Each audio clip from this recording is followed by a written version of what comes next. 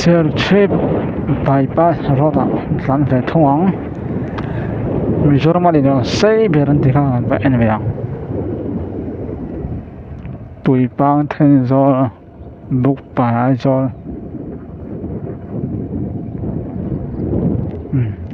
lam tang han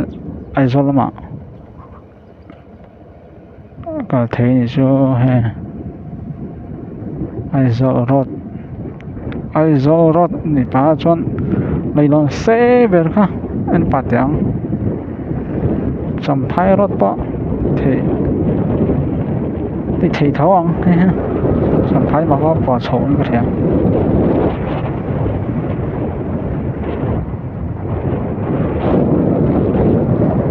bây giờ mà lấy lon xe về thì cho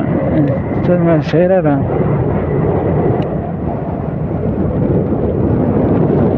khổ lặng ta ơn mày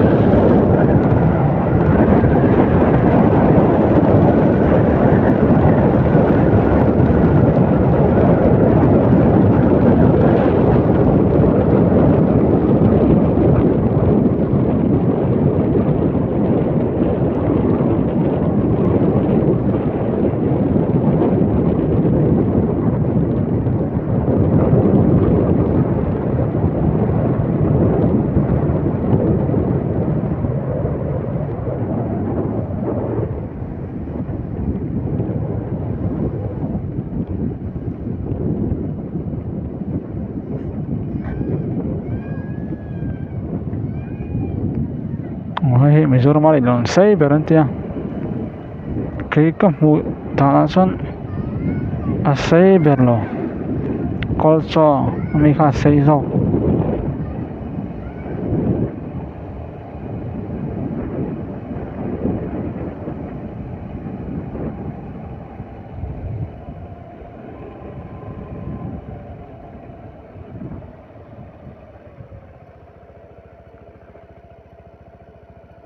tenga tiana da de ni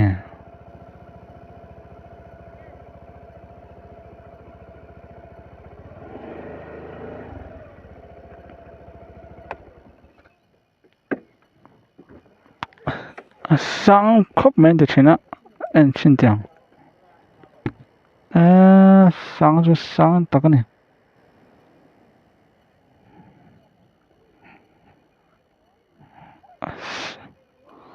sei pa sei khop me sei chu mà cho có cho ai ka chon tle toi do mi sei lo zo mi on ti do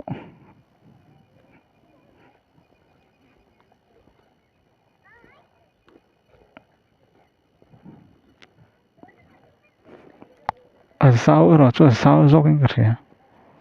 hiện tao là ha không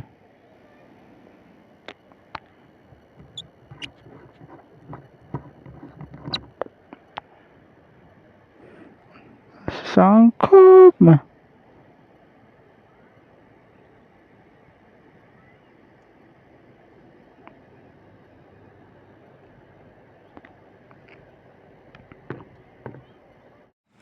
thằng làm quen tao là sáng khớp mà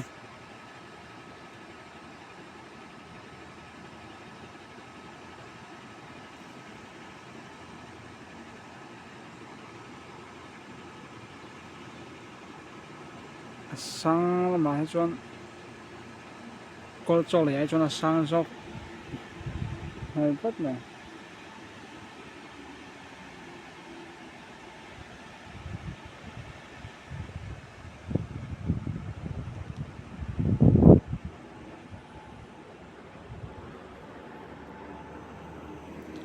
rồi thật là hay lắm